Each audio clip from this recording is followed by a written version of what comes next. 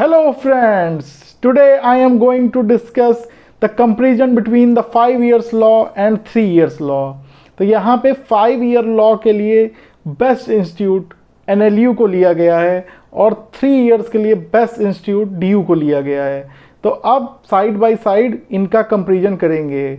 जो भी दोस्त हमारे 12th पास कर चुके हैं या करने वाले हैं और उन्होंने डिसाइड कर लिया है करने वाले हैं, तो लॉ एक अच्छी फील्ड हो सकती है।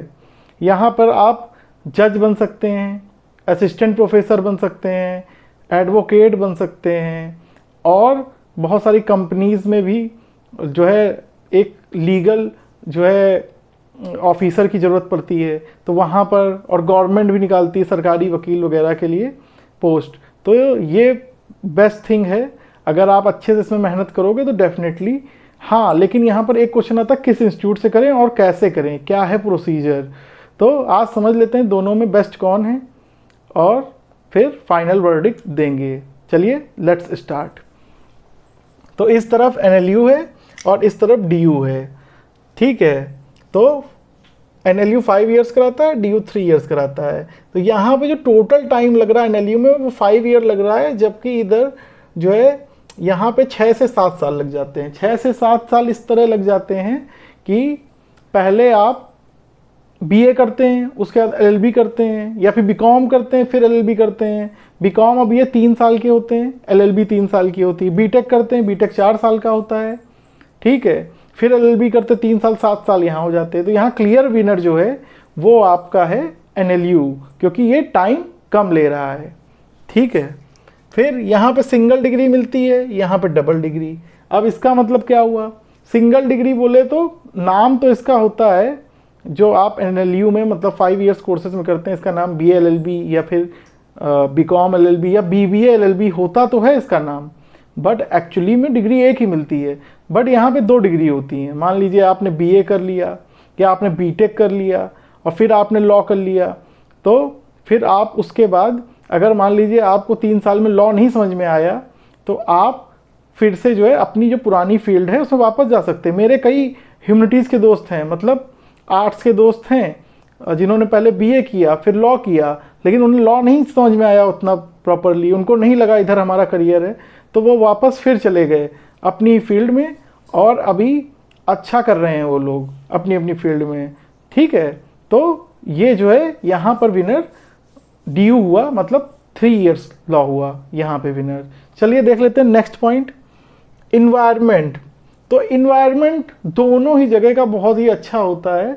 बेसिकली एक फ़ायदा होता है यहाँ 5 years लॉ वालों को कि उन्हें क्लियरली, मतलब कि छोटी एज में 12th के बाद वाली एज में पता है मुझे लॉ करना है और बिल्कुल एक क्लियर माइंड से वो सारी चीज़ें करते हैं। लेकिन 3 year लॉ में उनको पहले जो है कोई और कोर्स करके आ रहे होते हैं, तो उतना एक क्लियर आइडिया नहीं होता है। अगर हम छोटेपन से कोई चीज़ सीख रहे हैं तो डेफिनेटली उसमें अच्छा करेंगे, लेकिन अगर बड़ेपन में सीखेंगे तो थोड़ा लर्निंग कैपेसिटी भी कम हो जाती है और उतने बेटर चीज़ें नहीं समझ में आती हैं। बट फ़ायदा ये है इसमें 3 years लॉ वालों को केवल यहाँ पे लॉ पे फोकस करना है 3 साल तक, तो ये हो गया लॉ ओरिएंटेड अप्रोच। जबकि इधर क्या है, यहाँ पे लॉ के अलावा आपको अदर सब्जेक्ट भी पढ़ने पड़ेंगे। जो भी आप कोर्स कर रहे हो, अगर मान लीजिए BA LLB कर रहे हैं तो BA के जो भी सब्जेक्ट्स होंगे, हिस्ट्री ज्योग्राफी वगैरह, आपको वो करने पड़ेंगे। तो ये यहाँ पे भी विनर क्लियर हो जाता है आपका DU। तो अभी DU 2 जगह जीत चुका है। आगे देखते हैं कि क्या होता है। Please like, subscribe and share. आगे देखते हैं, फैकल्टी गुड, दोनों की गुड होती है। तो यहाँ पे ये एक इक्वल पॉइंट है, दोनों ही इक्वल हैं, ठीक है। ये देखिए इक्वल का निशान लगा हुआ है, तो इक्वल हैं दोनों। प्लेसमेंट, तो यहाँ पे 5 years लॉ विन करता है, क्योंकि अगर आप NLU में कर रहे हो या फिर किसी और इंस्टीट्यूट से कर रहे हो, किसी अच्छे इंस्टीट्यूट से लाइक MIT एंड क्राइस्ट, तो वहाँ पे प्लेसमेंट की बहुत संभावना हो जाती है अगर आप एक अच्छे स्टूडेंट हो। जबकि DU या जो भी 3 years LLB कराती हैं उसमें बहुत कम संभावना होती है। इस तरह के बच्चे तो केवल जज या फिर किसी अन्य जॉब में लग पाते हैं, बट यहाँ पे जो प्लेसमेंट मिलती है वो एक छोटी ही एज में आपको जॉब लगने से जॉब सेटिस्फैक्शन होता है, सीधी सी बात है। चलिए आगे देख लेते हैं नेक्स्ट पॉइंट क्या है। नेक्स्ट पॉइंट है एडमिशन कैसे होता है। तो NLU का जो एडमिशन होगा वो क्लैट एग्ज़ाम के थ्रू होगा, ठीक है।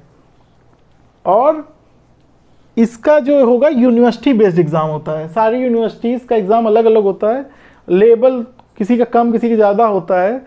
DU का अच्छा लेवल होता है, अच्छा एग्ज़ाम होता है उसका, इसलिए उसको बीट करना अपने आप में एक जो है उपलब्धि मानी जाती है, ठीक है। तो इसलिए जो है कहा जा सकता है कि एग्ज़ाम्स दोनों ही जगह अच्छे हो रहे हैं। बट क्लैट का जो स्कोर है वो आपको बहुत सारी पब्लिक अथॉरिटीज़ या पब्लिक कॉरपोरेशन में जॉब दिलाता है, जैसे ONGC वगैरह में जॉब लग जाती है, ठीक है। तो इस तरीके से देखा जाए तो यहाँ पे क्लियर विनर जो है NLU है। तो चलिए यहाँ पे हमने देखा कि 3 जगह NLU विनर है और 2 जगह जो है DU विनर है, और 1 जगह दोनों इक्वल भी हैं, ठीक है। अब देते हैं फाइनल वर्डिक्ट।